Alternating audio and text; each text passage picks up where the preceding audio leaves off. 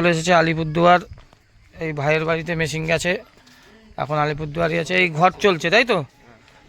এই দেখুন ঘরের কাজ এখনো কমপ্লিট হতে তো তোমার টাইম লাগবে এখনো। আজকে তো মনে করো পুরো কাজটাই 2 দিন করে কাজ করাইতেছি। ঠিক আছে, মেশিনও ঢুকে গেছে।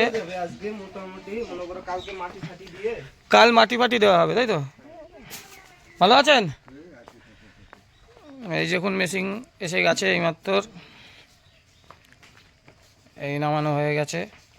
সব গাছ ফাছ কাটা হয়েছে নাকি? গাছগুলোর জন্যই তো লেট হয়ে গেল ঘরে কাজ। যেইখানে তুমি যদি পারো, যেখানে মেশিনের ট্যাঙ্কটা বসবে ওইটুকু জায়গায় যদি পারো একটু সিমেন্ট ঢালাই দিয়ে দেবা।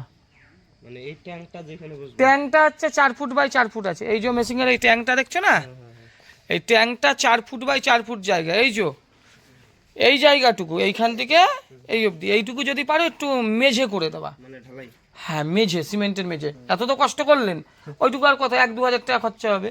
এতে মেশিনটা ভালো হবে, সেটিংটা মানে বাতাসা ভালো হবে। মেশিন যদি তোমার নড়বে না, অনেক তোমার ভালো হবে। ওইটুকু কষ্ট করে করো। এই মেশিন তোমার হেভি মেশিন, ঠিক আছে? বাতাসা দেখি, বিরাট বাতাসা হবে, বিরাট বাতাসা। টিং টিং টিং টিং। ঠিক আছে, করো হেভি মেশিন।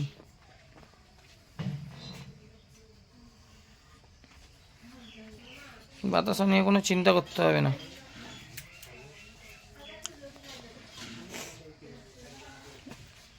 আস্তে আস্তে করো। ওই জায়গাটা তুমি মেঝে দিয়ে দেন, মেঝে দিলে আপনার ভালো হবে।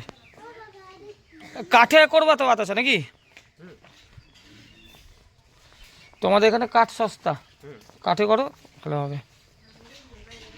কোন দিকে বসবে মুখটা? মেশিনটা এইদিকে রাখবো, এইদিকে ইসে থাকবে। মানে এই জায়গাটাই করবা তাই তো?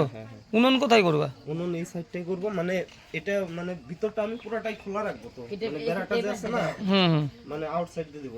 যেখানে তোমার মুন্ডুটা বসবে ওই জায়গাটা শুধু তুমি মেজে করে রাখো, ঠিক আছে? তাহলে তোমার কোয়ালিটি ভালো হবে। যদি নড়ে না তাহলে কুচো মাল পড়বে, কুচোটা পড়বে না, ঠিক আছে? দেখছো তোমার জায়গায় এই যে মেশিনের মুন্ডুটাকে কাটবা। কোথা দিয়ে কাটবে? এইখান থেকে কাটবে, এই জায়গা থেকে ওই আর ওই জায়গা থেকে কেটে এইটাকে কেটে সামনের দিকে করে নেবে। সামনের দিকে মানে কি, এটা তুমি কিন্তু দেখে দেখে যাতে করতে পারো। এটাকে ঘুরিয়ে সামনের দিকে করে দেবা, বুঝতে পারলাম? এটাকে সামনের দিকে করে দেবে। আর এই যে মেশিন যে মেঝে যদি করো, এই মেশিনের পায়াগুলো আছে না, এখানে দুটো রড ঝালাই করে ভেতরের দিকে নিচের দিকে একটু পুঁতে দেবা। এইখানে একটা করবো, এইখানে একটা করবে, আর ঠিক এইবার আবার দুটো করবে। মানে মেশিনটা যাতে না নড়ে। মেশিন নড়লে পরে তোমার বাতাসা কখনো ভালো হবে না। আর তৃতীয় কাজ হচ্ছে তোমার যে উনুনটা তুমি করবে, উনুনটা মাঝখানে যে রাউন্ডটা হবে, রাউন্ডটা যেন বেশি বড় না হয়, রাউন্ডটা যেন 1 হাত, এই যে 1 হাত যেন গোল থাকে। মানে হিটটা যেন চারিদিক দিয়ে তোমার লাগে, বুঝতে পারলাম? হিট যদি উনুনের চারিদিক দিয়ে না লাগে তাহলে বাতাসা তোমার ভালো হবে না। এই নিয়মগুলো মানতে হবে। প্রথম কথা, মেশিন নড়লে চলবে না। নড়ার জন্য এখানে তুমি যদি নিচে গ্যাটিস মেরে করো তাহলেও দেখবা নড়বে পরবর্তীকালে। তুমি যদি এখানে একটা লোহার একটা মানে রড যে গ্রিলের হয় না, এইটুকু মতো নিয়ে কেটে এই উপর দিয়ে ঝালাই করে নিচের দিকে যদি সাপোর্ট করে দাও, এইদিকে একটা, ওইদিকে একটা, ওইদিকে একটা, আর এইটাকে কেটে সামনের দিকে করে নেবে, ঠিক বুঝতে পারলাম? তাহলে পরে তোমার ভালো হবে।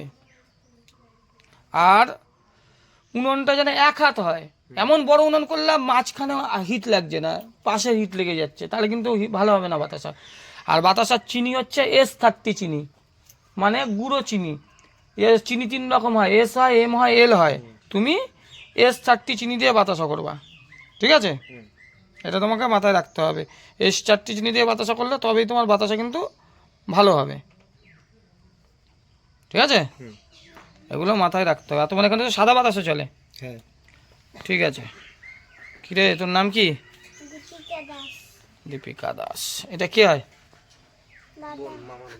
মামার মেয়ে হয়। এখানে দেখছেন চারিদিকে শুধু মাঠ আর মাঠ। আলিপুরদুয়ার।